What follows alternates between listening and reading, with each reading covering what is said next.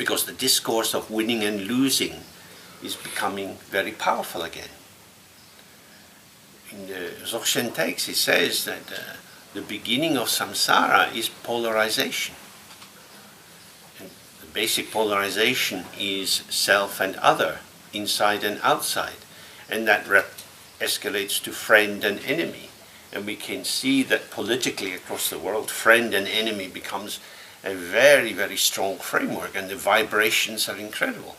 More and more money goes into military development of new kinds of weapons. And it seems to be ethical to kill our enemies. So this kind of thinking easily takes people over.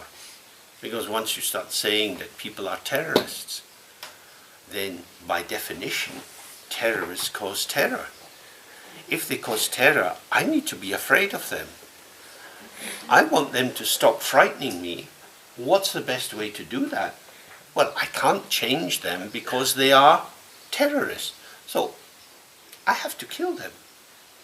No, there are many countries dedicated to the annihilation of others. Because if I get rid of my enemies, then I will have peace. This is the logic of duality.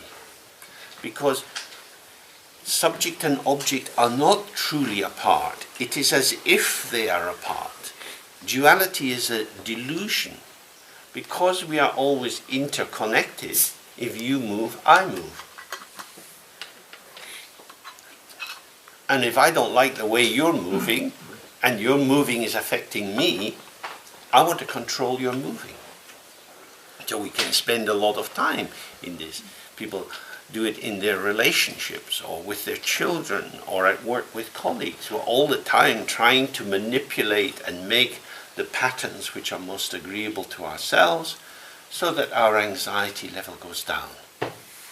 But if we're resting inside our ego identity, which is a dualistic identity, that is to say, I as an individual am connected with you as an individual, how can I have peace if you keep moving?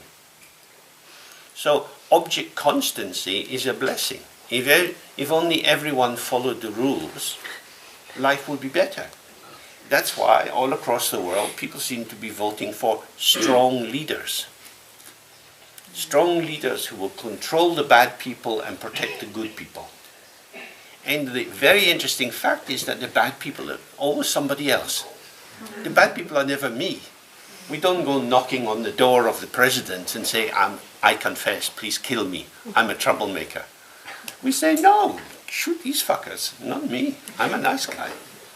So always we're projecting the cause of trouble into other people. Now, of course, as soon as we start to meditate, the fantasies that we have that we are a nice person start to dissolve, because we see in a more immediate way what's arising in our mind, and it's usually not so sweet. All kinds of thoughts arise, most of them pretty selfish. Oh. So, liberation is not going to come by sorting out the bad people and removing them. What we have is complexity. My own mind is complex, complicated. I am not all of a piece. I am not just one thing. I'm a polyphony. So many voices and aspects and tendencies move through me as they move through everyone else. So in this field of incredible complexity, how do we find any kind of peace and tranquility? Because your complexity can easily trigger aspects of my complexity. Controlling myself, controlling the other person is not going to work, because we are beyond control. It doesn't mean we are out of control, but we are beyond control because there are so many variables manifesting, so many unpredictable variations. How could we be in control? Nobody here knows what kind of thought they're going to have even 1 minute ahead. We don't know what's going to happen. You don't know what's going to arise in your body as sensation in 1 minute's time. We don't know.